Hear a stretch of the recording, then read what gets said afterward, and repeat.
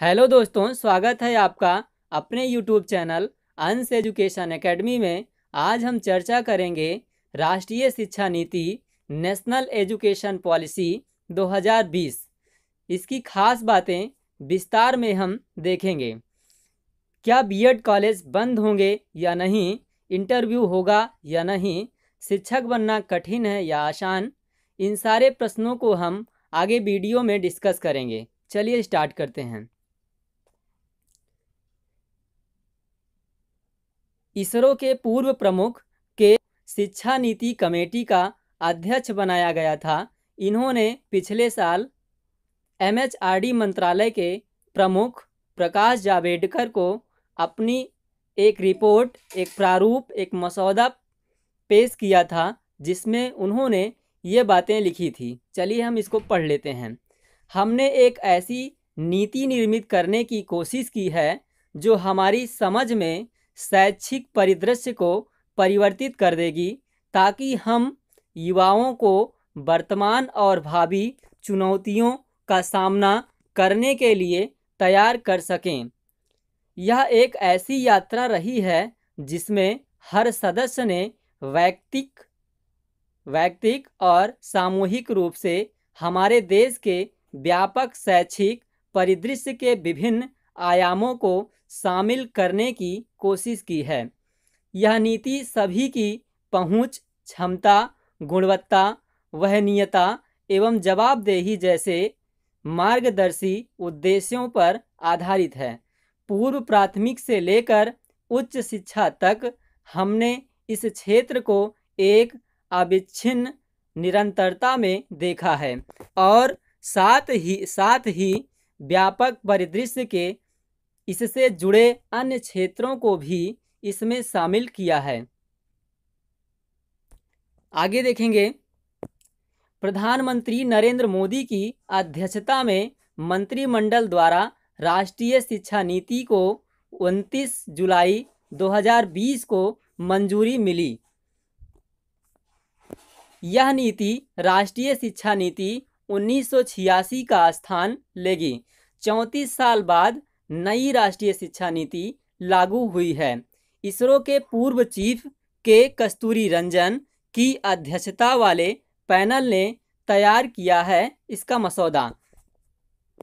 मानव संसाधन विकास मंत्रालय का नाम बदलकर अब शिक्षा मंत्रालय किया जाएगा। देश में उच्च शिक्षा के लिए एक ही नियामक रेगुलेटर होगा। राष्ट्रीय शिक्षा आयोग का गठन करने और प्राइवेट स्कूलों को मनमाने तरीके से फीस बढ़ाने से रोकने की सिफारिश की जाएगी। राष्ट्रीय शिक्षा नीति 2020 की महत्वपूर्ण विशेषताओं को हम देखेंगे। मातृभाषा को बढ़ावा, पहला पॉइंट इसमें देखेंगे। 5वीं कक्षा तक मातृभाषा में शिक्षा का प्रावधान। सेकंड पॉइंट देखेंगे। विद्यार्थियों को स्कूल के सभी स्तरों और उच्च शिक्षा में संस्कृत को एक विकल्प के रूप में चुनने का अवसर। थर्ड पॉइंट देखेंगे। भारतीय संकेत भाषा साइन लैंग्वेज को देश भर में मानवीकृत किया जाएगा और बाधिर विद्यार्थियों द्वारा उपयोग किए जाने के लिए राष्ट्रीय एवं राज्य स्तरीय पाठ्यक्रम सामग्री विकसित की जाएगी। अगला पॉइंट देखेंगे।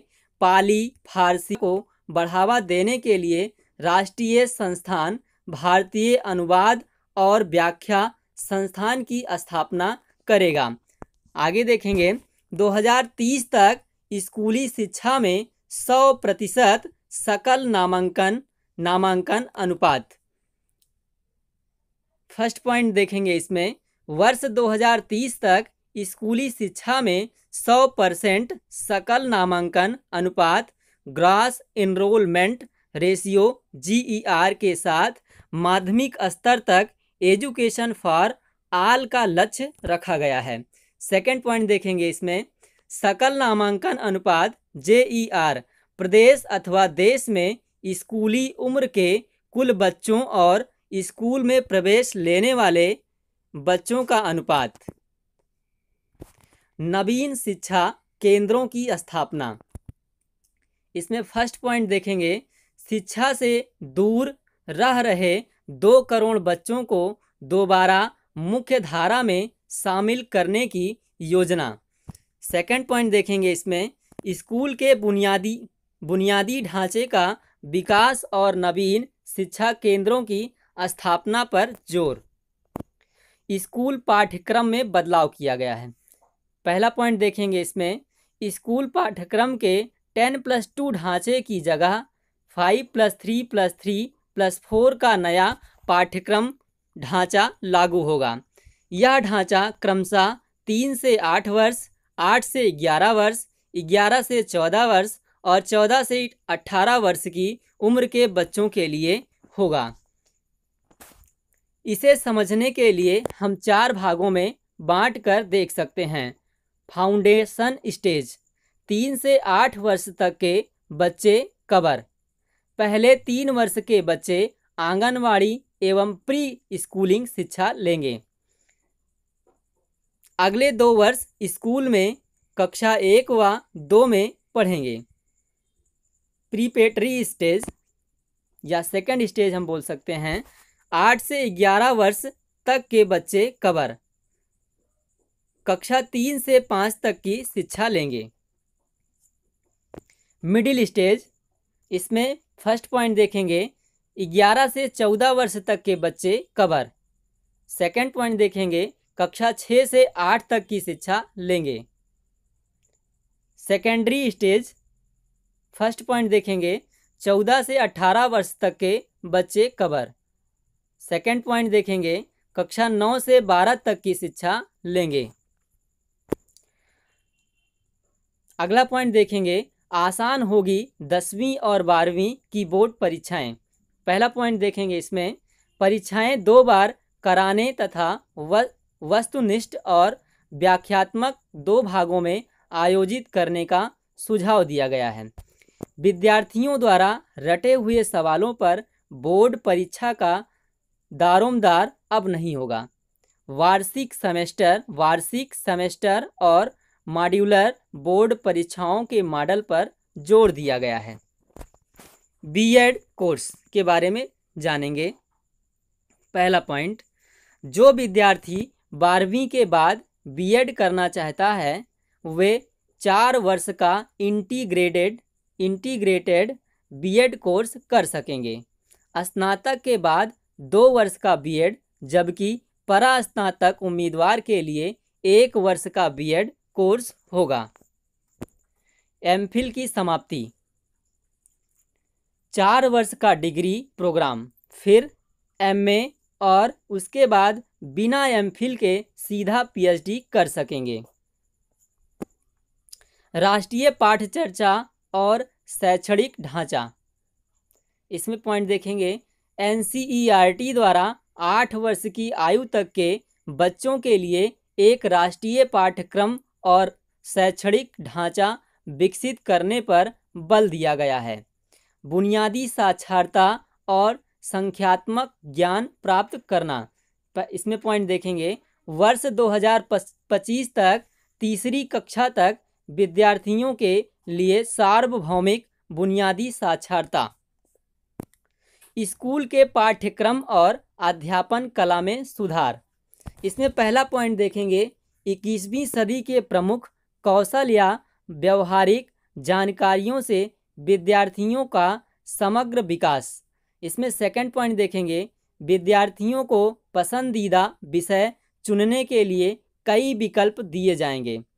कला एवं विज्ञान के बीच पाठ्यक्रम व पाठ्येतर गतिविधियों के बीच और व्यावसायिक एवं शैक्षणिक विषयों के बीच सख्त रूप में कोई भिन्नता नहीं होगी। लास्ट पॉइंट देखेंगे, इस नीति में कस्तूरबा गांधी बालिका विद्यालय का विस्तार 12वीं तक करने का सुझाव दिया गया है। समान और समावेशी शिक्षा, इसमें पहला पॉइंट देखेंगे, सामाजिक और आर्थिक दृष्टि से वंचित समूहों को अवसर उपलब्ध करवाने पर बल दिया गया है। सेकंड पॉइंट देखेंगे, बुनियादी सुविधाओं से वंचित क्षेत्रों एवं समूहों के लिए बालक बालिका समावेशी कोष और विशेष शिक्षा जोन की स्थापना का प्रावधान किया गया है। दिव्यांग बच्चों को बुनियादी चरण से लेकर उच्च शिक्षा तक की नियमित शिक्षा प्रक्रिया में पूरी तरह से भाग लेने में सक्षम बनाया जाएगा। आगे देखेंगे प्रभावकारी शिक्षक भर्ती और स्कूल प्रशासन। इसमें पहला पॉइंट देखेंगे शिक्षक भर्ती प्रभावकारी और पारदर्शी प्रक्रियाओं द्वारा होगा। पदोन्नति कार्य प्रदर्शन आकलन द्वारा होगा। थर्ड पॉइंट देखेंगे बुनियादी ढांचागत सुविधाओं, शैक्षणिक पुस्तकालयों एवं प्रोफेशनल शिक्षक समुदाय की उपलब्धता पर जोर दिया जाएगा। लास्ट पॉइंट देखेंगे स्टेट स्कूल स्टैंडर्ड्स अथॉरिटी के गठन का प्रावधान किया गया है। उच्चतर शिक्षा के बारे में हम जानेंगे। वर्ष 2018 के 26.3% के सकल नामांकन अनुपात को बढ़ाकर 2035 तक 50% करने का लक्ष्य रखा गया है, यानी व्यावसायिक शिक्षा पर बल दिया गया है। उच्चतर शिक्षण संस्थानों में 3.5 करोड़ नई सीटें जोड़ी जाएंगी। थर्ड पॉइंट देखेंगे अंडर ग्रेजुएट शिक्षा के कोर्स को 3 वर्ष व 4 वर्ष करने का प्रावधान। फोर्थ पॉइंट देखेंगे 1 वर्ष की पढ़ाई पूरी करने पर सर्टिफिकेट, 2 वर्ष बाद पढ़ाई छोड़ने पर डिप्लोमा, 3 वर्ष की पढ़ाई पूरी करने पर बैचलर डिग्री यानी बैचलर डिग्री मिल जाएगी। 4 वर्ष के बाद शोध के साथ बैचलर डिग्री मिलेगी। भारतीय उच्च शिक्षा आयोग यानी HECI का गठन चिकित्सा एवं कानूनी शिक्षा को छोड़कर किया जाएगा। महाविद्यालयों की संबद्धता अगले 15 वर्षों में चरणबद्ध तरीके से समाप्त की जाएगी तथा महाविद्यालयों को क्रमिक स्वायत्तता प्रदान करने हेतु एक तंत्र विकसित किया जाएगा। शोध को बढ़ावा देने हेतु एक शीर्ष निकाय के रूप में नेशनल रिसर्च फाउंडेशन की स्थापना की जाएगी। अगला पॉइंट देखेंगे विद्यार्थियों के लिए वित्तीय सहायता। इसमें पहला पॉइंट देखेंगे SC, ST, OBC और अन्य विशिष्ट श्रेणियों से जुड़े हुए विद्यार्थियों की योग्यता को प्रोत्साहित करने का प्रयास किया जाएगा। सेकंड पॉइंट देखेंगे इसमें छात्रवृत्ति यानी स्कॉलरशिप प्राप्त करने वाले विद्यार्थियों की प्रगति को समर्थन और उसकी प्रगति को ट्रैक करने के लिए राष्ट्रीय छात्रवृत्ति पोर्टल का विस्तार किया जाएगा। अगला पॉइंट देखेंगे ऑनलाइन शिक्षा और डिजिटल शिक्षा। गुणवत्तापूर्ण शिक्षा के वैकल्पिक साधनों की तैयारियों को सुनिश्चित करने के लिए स्कूल और उच्च शिक्षा दोनों को ई-शिक्षा की ज़रूरतों को पूरा करने के लिए शिक्षा मंत्रालय में डिजिटल अवसंरचना, डिजिटल कंटेंट और क्षमता निर्माण के उद्देश्य से एक समर्पित इकाई बनाई जाएगी। डिजिटल शिक्षा को बढ़ावा देने के लिए नेशनल एजुकेशन टेक्नोलॉजी फोरम यानी NETF बनेगा। इससे शिक्षण प्रशिक्षण के साथ अध्ययन व आकलन में तकनीक अहम हिस्सा बनेगी। क्षेत्रीय भाषाओं में अध्ययन के लिए ई-सामग्री उपलब्ध कराई जाएंगी। लास्ट पॉइंट देखेंगे पौण शिक्षा के बारे में। वर्ष 2030 तक 100% युवा और पौण साक्षरता की प्राप्ति का लक्ष्य रखा गया है। शिक्षा का वित्त पोषण। शिक्षा क्षेत्र में GDP का 6% तक निवेश किया जाएगा। वर्तमान में यह GDP का 4.4% है। धन्यवाद दोस्तों।